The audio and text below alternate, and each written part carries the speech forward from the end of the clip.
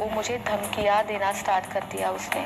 मेरे सामने आदिल ने कभी भी उनको हाथ नहीं लगाया है। लोगों के कैरेक्टर पे उंगलियाँ उठाना, लोगों को बदनाम करना, राखी सावंत का यही काम है। मेरी माँ एडमिट है, मेरी माँ को कैंसर है, और ऐसे बोल बोल के वो अगर डील 2-3 लाख की हुई है तो उसके ऊपर 50,000 या लाख रुपए एक्स्ट्रा लेती थी।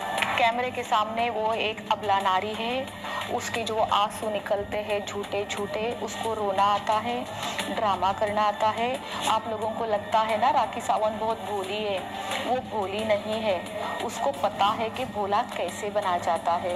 कानून सिर्फ उनके लिए है, दूसरों के लिए कुछ भी नहीं है। आज हमारे देश की जनता के लिए कानून है ही नहीं, सिर्फ और सिर्फ राखी के लिए ही पैदा किया गया है कानून।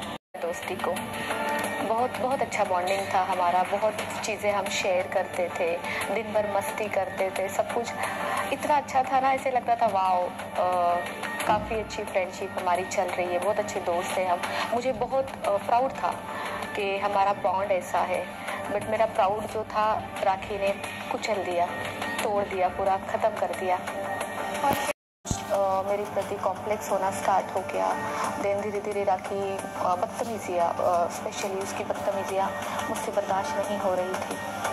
तब मैं उसको बार बार बोलती थी, राखी आप मुझसे थोड़े तमीज़ से बात किया करें, मैं आपकी दोस्त हूँ, मैं आपकी मैनेजर नहीं हूँ। उसकी जिस तरीके से लैंग्वेज है मुझे बिल्कुल नहीं पसंद है, द वे शी टॉक्स।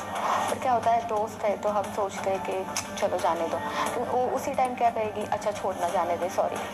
तो उस टाइम हम वैसे भी ठंडे हो जाते हैं। तो ये बदतमीजियाँ धीरे धीरे बढ़ती गई, और इस हद तक बढ़ती गई कि उसने मुझे थ्रेट्स करना स्टार्ट कर दिया, वो मुझे धमकियाँ देना स्टार्ट कर दिया उसने।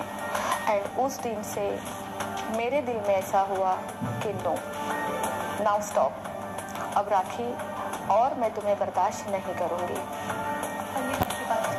जून से मैं आपको बताती हूँ, आदिल तो तब तो थे ही नहीं यहाँ पे। मेरा और राखी के प्रॉब्लम स्टार्ट हो गए लास्ट जून से। देन उसके बाद हम साथ में कहीं बाहर ट्रिप पे भी गए थे, तो वो ट्रिप से ही ज़्यादा स्टार्ट हुआ था। वहाँ से जो स्टार्ट हुआ, फिर हम रिटर्न आए, मैंने उनसे बातचीत करना बंद कर दिया। उसको बुरा लग रहा था कि मैं बात नहीं कर रही, वो कोई ना कोई बहाने से मुझसे बात करती थी। मुझे स्टूडियो आना है, मैं कहती थी ओके आप आ जाइए। मैंने कभी किसी चीज़ के लिए उनको मना नहीं किया, बट मैं उनसे मिलती नहीं थी। उन्होंने एक बार धोखे से मुझे कहा कि आपके साथ मुझे मिलना है, आप मुझे बैक रोड पे मिलिए। मैंने कहा ओके। मैं गई, मैं वहाँ देखती हूँ तो ऑलरेडी सब मीडिया वहाँ पे खड़ी है। उन्होंने ये शो किया, राशि और मेरे बीच में कुछ झगड़े हुए थे, अभी हम पैचअप कर रहे हैं, हम फ्रेंड्स हैं। हालांकि वो वीडियो अगर आप निकाल के देखें तो मैं बहुत क्वाइट थी, मेरे फेस पे हंसी भी नहीं थी। कैसे हंसी होगी? आप किसी को एक चमाट मार दो एंड बोलो हंसो, तो क्या पॉसिबल है? आप किसी का दिल तोड़ दो, आप किसी को बदनाम कर रहे हो, किसी के लिए अश्लील बातें कर रहे हो, कैसे कोई आपके साथ इतने जल्दी हंस सकता है और पैचअप कर सकता है? तो वो एक ड्रामा हुआ उस दिन, और उस दिन के बाद मैं आज तक राखी के साथ कभी नहीं दिखी। वाला मार्केट में 2-3 स्टूडियो है, तो जिस स्टूडियो में बैठती थी मैं वहाँ नहीं जाती थी, फिर मैं दूसरे स्टूडियो जाके बैठ जाती थी, और मैं उसको बताती भी नहीं थी कि मैं यहाँ अवेलेबल हूँ। जैसे कि आपने बोला कि आदिल उनको मारते पीटते थे, उन्होंने ये बोला है, देखिए मेरे सामने आदिल ने कभी भी उनको हाथ नहीं लगाया है, नेवर, कभी भी नहीं। हालांकि आदिल मेरे सामने ऑलवेज उनको बहुत तहजीब से बात करते थे, बहुत ही तहजीब से।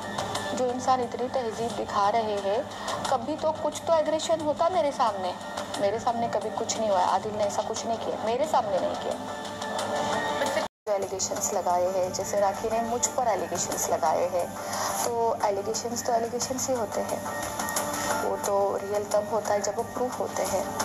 तो राखी को जो मुझ पर एलिगेशंस लगे हैं, जो आदिल के ऊपर लगे हैं, वो प्रूफ करने हैं अभी। आप लोग ने तो सुने ही होंगे कि राशि मौर्य की अपनी ज़बानी, अपनी कहानी। इन लोग ये नहीं बोलते यार कि आदिल यहाँ गलत है और राखी यहाँ गलत है।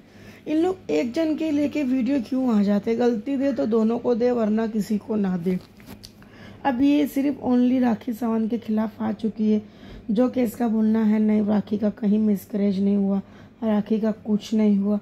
अरे मेरी बहन, मिसकैरेज हुआ था, झूठ नहीं बोलो तुम। झूठ बोल के कुछ हासिल नहीं आपको हो जाएगा। सच का साथ दो, हमेशा झूठ का साथ नहीं देने का। गलती दोनों की है, एक हाथ से ताली नहीं बजती। अब तुम बोलोगे कि सिर्फ एक जन की है तो ये झूठ बोल रहे हो आप, दोनों की गलती है। तो वीडियो अच्छी लगी तो like share comment and subscribe.